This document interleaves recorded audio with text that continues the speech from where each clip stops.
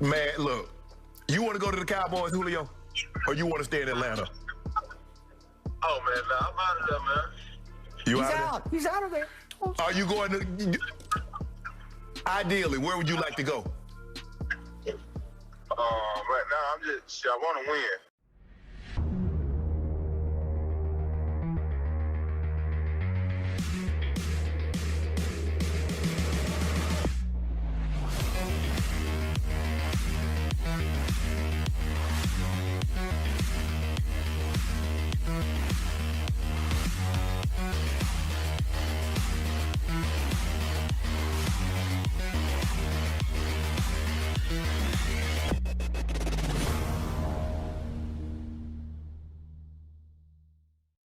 Hey, Trash Talkers, it's Mike here. Over 93% of you who view our show each and every day are not subscribed to the channel. If you could hit that red subscribe button, it would help us out tremendously, and it is completely free for you guys. If you want to stay up to date with our daily content, then click that bell icon and you will be notified every time we go live. Nick and I both really appreciate you subscribing to the channel, and we can't wait to keep making more daily content for you. All right, Nick. So as you heard, Julio Jones has requested a trade from the Atlanta Falcons. Shannon Sharpe got the best of him on air, talking about how he wants out of Atlanta and that he doesn't want to go to the Dallas Cowboys. But first things first, what is your reaction? What is your thought process when you hear that he wants out of Atlanta and he's saying, quote, "I'm out of there"? I don't blame him, honestly. When you look at how this is all played out, the Falcons are trying to secretly trade him at the draft and asking for a first, and then this comes out as the weeks go on. Now he's like, hey, you guys don't want me? Fine, I don't want you. I don't need you. I'm going to go be great somewhere else. Just send me to a winning team. That's all I ask. So I think Julio Jones is in the right. He's got the right mindset where he's ready to prove everybody wrong, prove his doubters wrong, and all his doubters seem to be in Atlanta. But now you see all the other 31 teams being like, all right, what do I need to do to get this guy? Well, I mean, you can eliminate half the teams in the league just based on his salary alone, and then you're only looking at a few. You already see DeAndre Hopkins making a lot of noise saying, yeah, we got the connection. I'll make a salary cut if we need to, because I want you on my team. We're making a Super Bowl run. I want you here. And then you have the Patriots, who are the front runners right now. They need a clear-cut number one wide receiver. Huge hole right there, and Julio fits that perfectly. And then you have the Indianapolis Colts, who could potentially go after him. They have the space. They have the team ready to compete. You have the Los Angeles Chargers as what I think is an underdog. I think when you already have Keenan Allen and Mike Williams as your 1-2 punch, where does Julio fit in? But that's just an embarrassment of riches for Justin Herbert, a guy who's really going to thrive in his second year. He was the rookie of the year last year. This guy is going to be special.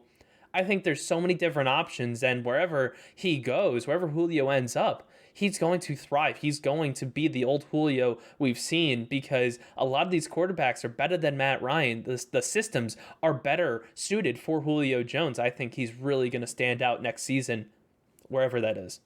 Yeah, for sure. So, I mean, I was caught off guard a little bit, not just by the phone call itself, which was kind of funny in my eyes, but also the fact that Julio said, "Nah, I'm out of there." Like, there's no shot he wants to play. You know, we talked about Aaron Rodgers saying he doesn't want to play for the Packers, and we've talked about other players that have said, "I don't want to play with my current team." Deshaun Watson comes to mind as another one recently. Well, Julio Jones also doesn't have a no trade clause, so he doesn't have a say in where he goes, which could end up being an issue for him, because that kind of points to the second thing he said, which is, "I want to go to a winner." Well, he has really no say in where he gets traded, and at this point, it's all about where Terry Fontenot and Arthur Smith feel like they're going to get the best value for Julio Jones. You know, Adam Schefter reported that they are currently asking for a first round pick from teams, and let's be honest, they're not going to get that. There's no way that Julio Jones can go for a first round pick. Talent wise, he's worth 2 first round picks, but because he's paired with that contract, it just negates all of that talent because you have to have the space to take him on, and the teams that have that cap space usually aren't in a position to compete unless you're the Indianapolis Colts, the New England Patriots, or the Los Angeles Chargers, as you've already mentioned. Those are teams that you have to watch out for. The Baltimore Ravens would have to create a little bit of cap space to make it work as well. So we have to take a look at these teams and say, all right, these are the teams he wants to go to.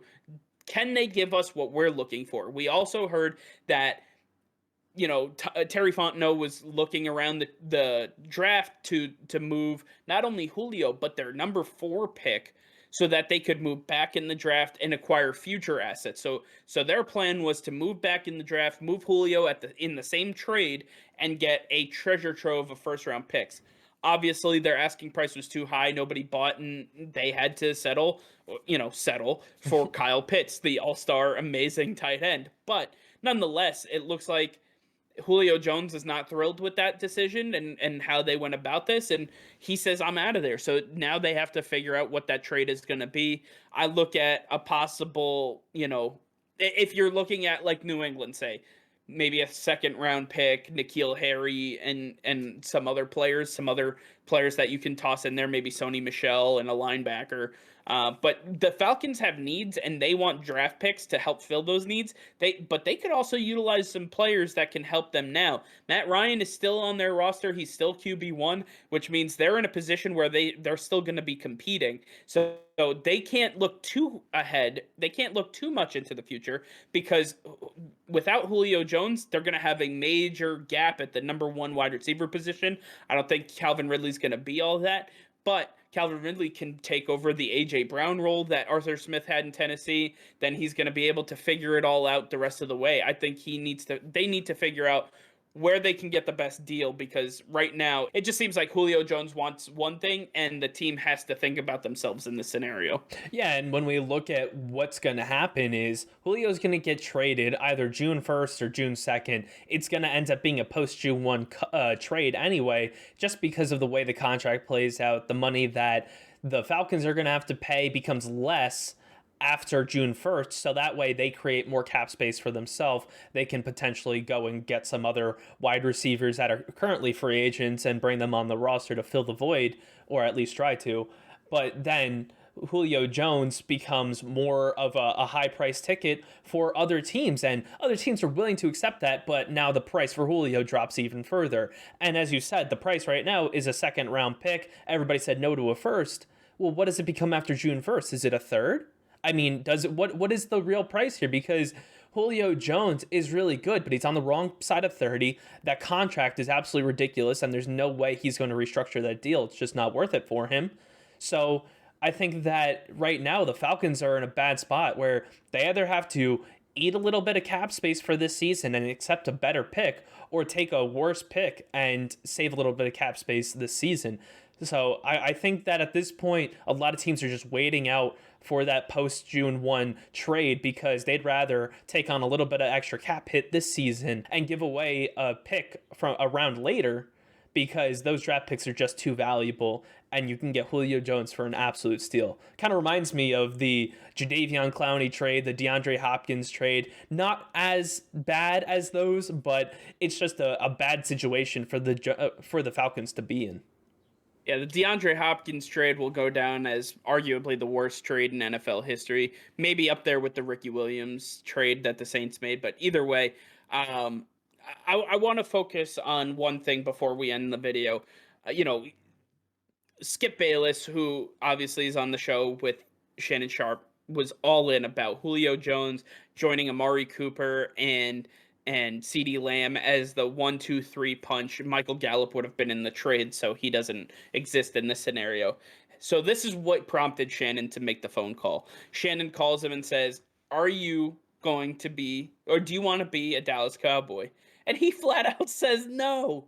I mean, you don't get much better than that. You don't get a clear answer from people like that. Again, he doesn't really have a say, but Jerry Jones isn't going to bring in someone, A, that doesn't want to be there, but B, he's not going to bring in a high-priced receiver when they're already close to the cap as they stand, then you have to make the numbers work by giving up a Trayvon Diggs, possibly a Micah Parsons, possibly Michael Gallup. I mean, what you would have to give up to get Julio Jones in there would be absolutely incredible. So I don't think that the Dallas Cowboys are on this list here at all. But I am very interested to see where Julio goes. And actually, I want to hear from you guys, the trash talkers. Let us know where you think Julio Jones is going to end up. It does look like he's out of Atlanta for good. So tell us in the comments where you believe he's going to end up. All right, well, that's going to do it for now. Thank you all for watching. Make sure to like this video and subscribe to the channel if you haven't already. Hit that notification bell. We go live every single day. That'll be all. Peace and love.